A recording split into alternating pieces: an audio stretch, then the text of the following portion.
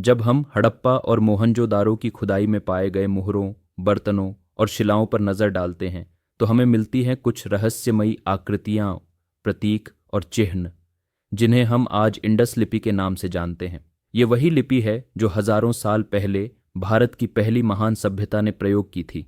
लेकिन हैरानी की बात यह है कि आज तक हम इस लिपि को पढ़ नहीं पाए हैं। यह लिपि एक अबूझ पहेली बनी हुई है जिसने दुनिया के इतिहासकारों, भाषाविदों और पुरातत्वविदों को दशकों से उलझा रखा है। इस लिपि के अधिकांश उदाहरण हमें मोहरों पर मिलते हैं, छोटी छोटी पत्थर की मोहरें जिन पर जानवरों की आकृतियां और साथ में कुछ 5 से 10 प्रतीक खुदे होते हैं।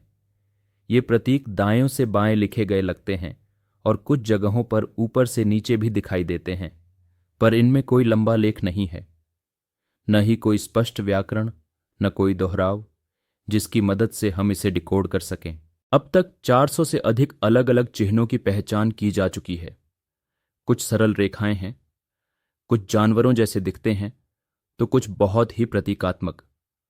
कुछ शोधकर्ताओं का मानना है कि यह एक विकसित लिपि थी जो व्यापार, प्रशासन या धार्मिक उद्देश्यों के लिए प्रयोग होती थी। लेकिन चूंकि हमारे पास कोई द्विभाषी लेख जैसे रोसेटा स्टोन नहीं है, इसलिए इसे समझना बेहद मुश्किल हो गया है। अनेक बार विद्वानों ने दावा किया कि उन्होंने लिपि को पढ़ लिया है।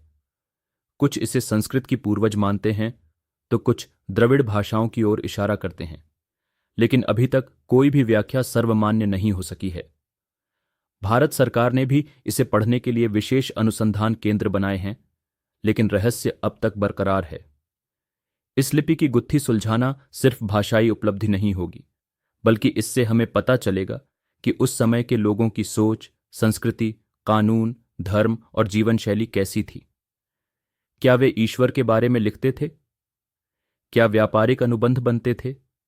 या फिर यह सिर्फ प्रतीकात्मक चित्र थे जिनका अर्थ आज खो गया है? इंडस लिपि आज भी चुप है, लेकिन उसमें एक पूरी सभ्यता की आवाज छिपी है।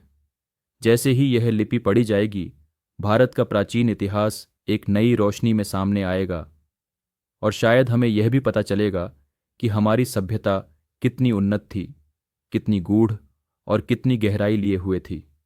अगर आपको यह यात्रा रोचक लगी हो तो वीडियो को लाइक करें और बने रहें इंडिया इन 5 मिनट्स के साथ, क्योंकि यह तो बस शुरुआत है।